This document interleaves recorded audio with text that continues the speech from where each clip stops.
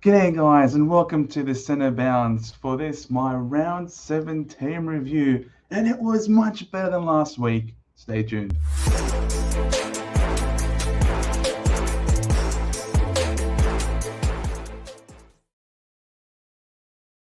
Yes guys, I scored a wonderful 25-46 this week. Really happy with that. Can't complain. Top 1% score, and I sort of knew that I was on track for a good one. You guys would have seen there was a fair amount of chaos happening on the Thursday night drive home live stream about what I'm going to do with my trades. But fair to say, look, I'm pretty happy with how things went. All things considered, which is an incredibly pretentious saying because we do not consider all things. But in the circumstances, I'll just say I'm really happy with it because we are inside the top 10,000 for the first time this year, managing to claw our way back. It has been a bit of a slope.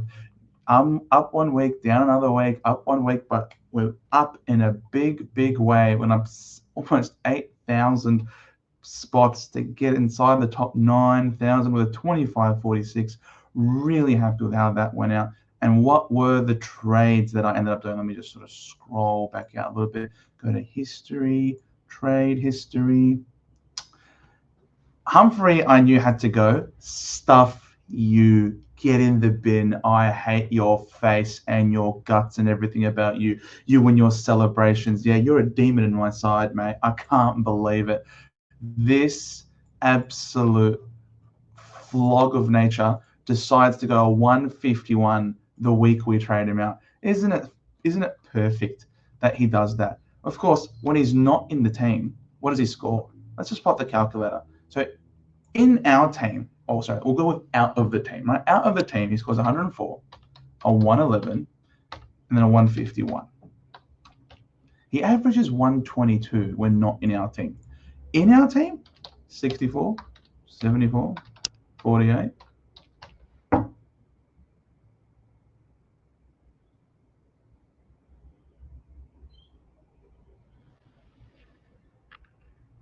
Really, really, really unbelievable. So that's happened.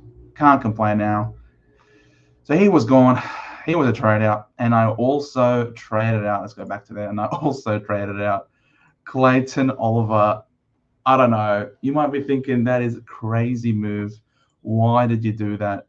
Playing up against Richmond. But I don't know, man. He just really stinks this year. I don't know what it is.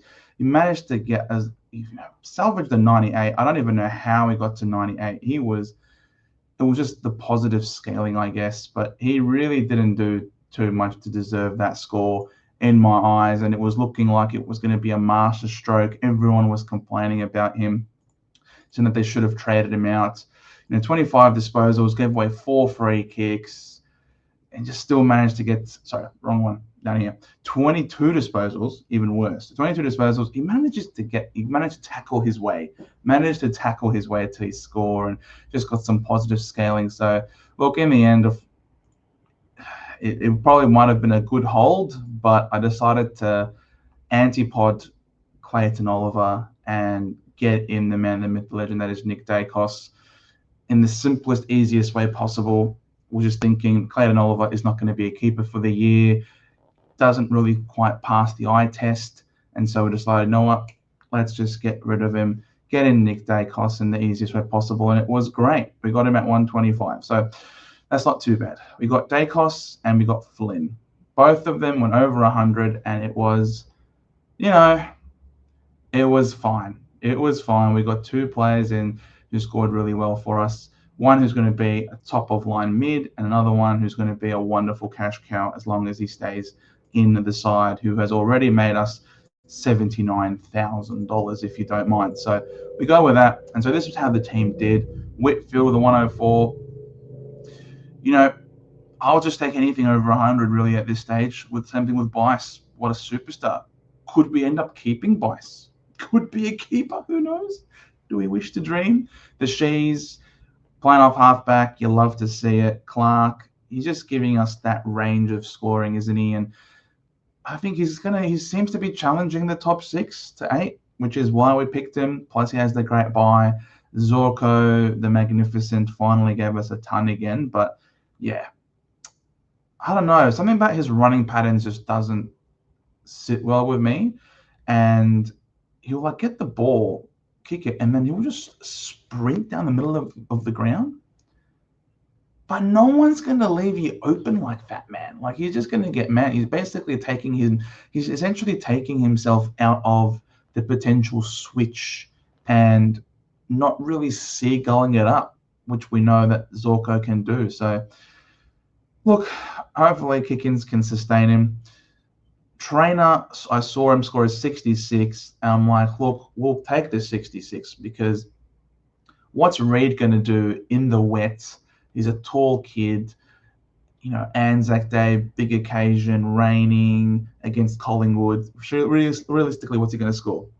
So I took the 66, and I'm there at the MCG with my good friend Lukey. Massive love to you, Lukey, mate. Thanks so much for taking me along to the game. Yes, I know we lost, but it was a wonderful time there with you regardless, and getting to see, of course, the commemorative service was unbelievable. We also got to see live Zach Reed, the talent, ladies and gentlemen. We've been crying out for this kid to have a run at it, to have a genuine crack because his body keeps letting him down. He's got the talent, he's got the skill, and you could see it on full display. He was playing as if it was dry. And he was intercepting, and he would have had more intercepts if it wasn't for the conditions. So, mate, Zach Reed, I'm so glad that I kept you, my son. You are going to be a wonderful cash cow. All the people who traded you out are crying at the moment. Break even of 48 against North Melbourne. Under the roof. So you're going to have a lot better time marking those balls. So excellent. Really happy with the back line as it currently stands, getting to loop between these two. And we still get the opportunity to loop this week because we're playing on the Thursday night, which Big J and I will be at. So if you're going to go to the game, hit us up. We'll be happy to see you at the ground. So going to be very easy to loop Reed and Trainer this week. Reed again going first, and if he does well, we keep that score. The midfield, everyone's midfield popped off. Surprised with these two, but it can't be everyone popping off, can't be everyone going bananas. Someone has to be, I suppose towards the middle of the pack. And Chera with his first 81 still had the role, got the disposals. I'm not concerned. Same thing with Merritt, not concerned. Good players can have off games, especially if you're up against tough opposition and you're not in and under contested ball winner. So not concerned whatsoever about these two guys. More than happy to keep them. Brayshaw with a 157, gee whiz with a demonic number there, the 666, but he has been on fire. Maybe that's why, because he's run out straight out of hell and he's on fire. You can't stop him, mate. This guy is gone bananas. And if you've got Sarong over Brayshaw, look, mate, there was a crossroads. That was a consideration. That Sarong would cop the attention, and Brayshaw will be sort of let off the chain. And my word, he is the number one scoring player in Supercoach this year. Wonderful stuff. Dacos with the 125. I could not go to Anzac Day and not own this guy. I just simply could not. I had to have him, and it certainly took the sting away when he kicked that opening goal. You couldn't script it, the young captain that week. So 125, very happy with that. Petrarca, you could sense, and I was saying it the last couple of weeks, that he was building, he was getting closer to breaking out, and the hope was against Richmond it would come together, and my word, it did. Well done, Cristiano. The rookies, Lindsay, Ashcroft, no complaints about them. I was hoping Sardis would get up, but it looks like he's going to play this week instead. So thank God we get someone coming back. And I was anticipating that I'd be able to loop with Gross and Hall, but Gross playing in the waffle and actually did really well from what I heard. So Gross could be a chance to come back this week. Also, please, we need the cash gen going. Hall in their absence. Well done, son. 82 again in a smashing against the Brisbane Lions. Well done. Doing very well and just continuously going to make money for us even more. Break even of 29. Keep it up, son. GAWN. Oh my God. I can't believe I went through so much of last year not owning this guy. It was torture. And now I know what it's like to finally experience a big GAWN VC score. So therapeutic. And guys, I held on to a guy and he came good. Can you believe it? I held on to a guy and he came good. Anya Gorney, you are a medalist deserved.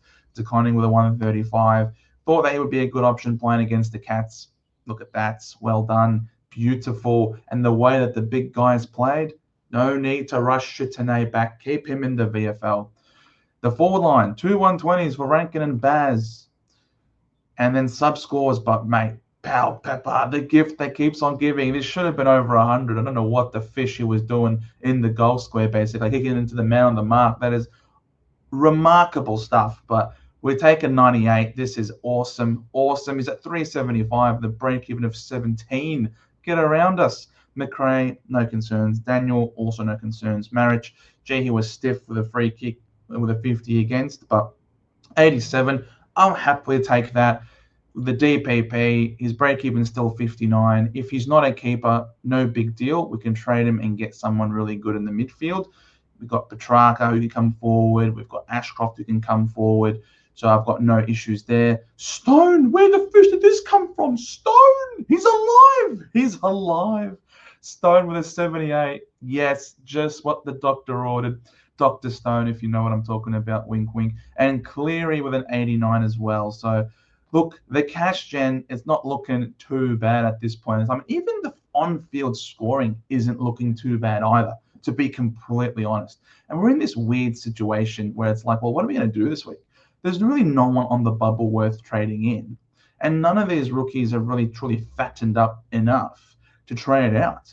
So I'm almost in a position where I feel like I can not do any trades this week and just let that 2 from last week come out of the system. So this 2 really sucks, but we'll wait for it to get out of the system. He's break-even at the moment. You might be playing the break-even game, saying break-even of 86, and he's playing against the Hawks, so it could be a tough matchup for him to score really well. And if he scores a 64, he loses 9,500. But then his break-even resets again, and going at 64 will then net him a plus of 20.4. So I don't know, I'm really contemplating just holding Trainer because there's really no one that's on the bubble. There's only one person that I feel like I might want to go for, and that's Hustwaite in the midfield because of the injuries at the Hawks, the way he played, and the good review that came out in the commentary and the coach's interview. Sam Mitchell had some good things to say about him, so might have held on to that spot. So he's probably the only rookie at this stage that I'm considering bringing in, maybe even an Erasmus if he gets called. But again, there's really nothing knocking the door down to get selected this week other than probably Hustwaite. If there's someone else that I've missed, you can let me know. I have had a very, very busy weekend. I didn't admittedly watch much football. I was at 2 different weddings on Saturday and Sunday, so I'm absolutely wrecked, if you can tell by my voice, and obviously a full day at work now as well. So I'm not even making any trades this week, such is where the team is at, and I'm very confident that Sardis is going to be named. He was withheld from the VFL side because if he played on the VFL, it was only a very short turnaround before Thursday night. So I'm quite confident that Sardis should play this week. So I'll just chuck the emergency on him and see how he goes. In terms of Reed emergency on, which is great. Might be going with Power Pepper. Could go with Cleary at home. But I don't know. The way Power Pepper's going, apart from those brain fades, he's basically turned up 3 weeks in a row. And I might just keep him on. And if he's not the one that pops off, then he's the one that drops off when it comes to the best 22 scores. I haven't even considered the VCs in the Cs, to be honest. It could just be a VC on merit. He's due a bounce back. And he's had a couple of quiet weeks. So maybe against North at home under the roof, he could go really well in front of me. I'm repping my Bombers gear here, my retro Bomber jacket. So might just chuck the VC on Zeret there and see how that goes. And then captaincy on GAWN to follow. playing up against West Coast against Flynn. So pretty content with that. Quite crazy that at this point in the season not trading anyone out, but I'm not really seeing anyone that's absolutely screaming that needs to go or that needs to come in. Could just wait a week and see what happens. Maybe when Hall might go next week, or someone could get traded out. Looking at someone like a Dunkley, who could be cheaper. He's got a break even in the 120s, and he's not far away from getting to really affordable territory. If we're looking at Dunkley, he's 529 with a break even of 129. I could go for someone cheaper right now, someone like a Jordan Dawson at this point, who's sub 500k with a 104 break even playing at home. So that could be someone as well that we could seriously consider. It would involve trading out Ashcroft, and that could be a call to make because he's playing against Gold Coast, who just came from the clouds, the sun from the clouds, would you believe it? And they flew back and torched the Swans in what it was a super comeback. Then he plays against North Melbourne, and then Melbourne. So he's got a couple of good games to come after this week, which could be a tough one, but he's playing at home. So, look, we'll see what happens pending team sheets. But I just feel like the team's in a position right now where I can, sit back, enjoy the show. I've burnt through so many trades, but it might just be a week of, consolidation. Let the rookies make some more money. Let the performers perform. Yeah, I'm still fielding an extra rookie in the midfield, but I think Sardak's going to come in and play on ball. He'll play against North Melbourne. He gets contested possessions, he gets clearances, and he could be a really good moneymaker for us, and he could score really well playing that centre bounce game. And if it's not him, then it could be a Hall.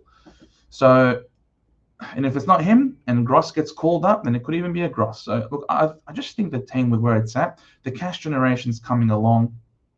Both players here doing well.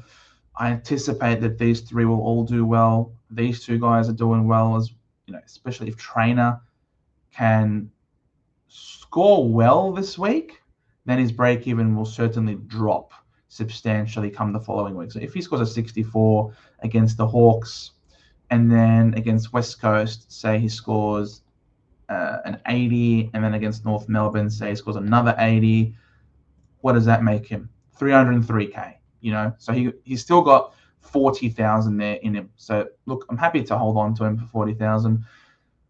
Don't want to trade in McDonald. I just don't think his job security is there. So look, I might just do this. It seems to be anticlimactic with the way that I was burning through trades this week, but this is sort of what I'm thinking. Let me know if there's someone that you really think that I should be going for, but I don't really think the team's in a bad position at this point. Playing the long game. And that, ladies and gentlemen, is my team review for this week. Let me know how you guys did in the comments down below. Hopefully all had a wonderful big week of scoring as well, and that you're climbing up the rankings. Let me know as well, as I said, of any suggested trades that you think I should do at this point in the season. Should I hold, or should I just go early on someone like a Hustwaite, because maybe a Buslinger is someone that we need to bring in as well. So look, that might just be one trade that I do, bringing in someone like a Henry Hustwaite. So on that note, guys, thank you so much for watching. If you liked what you heard or saw here today, please drop us a like, subscribe if you're new, hit that notification bell to not miss out on any of the streams and videos that are uploaded on a regular basis. Don't forget, guys, on Thursday we will be at the game, so the drive home will be an interesting one. It will be a drive to to Marvel. It will be a drive to Marvel as opposed to the drive home. So please, guys, make sure that you don't miss out on tonight. There is, of course, on Monday nights, the Review Crew Tuesday. If you are a member, the members live stream. Thursday, of course, we also have the drive home. So thank you guys so much for watching. Hope you all have a lovely evening.